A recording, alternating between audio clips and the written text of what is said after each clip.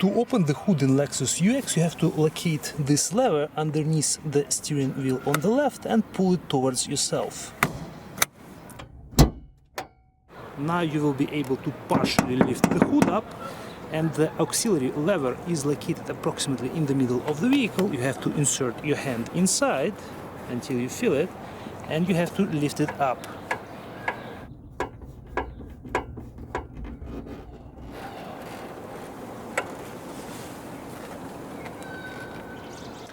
After this, we'll have to remove this rod and insert it into this opening. And now the hood is secure in place.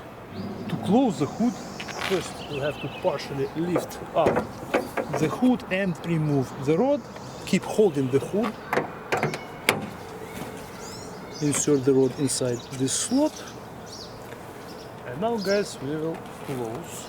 Slowly lift it down, let it rest like this, down, let it rest like this, and then push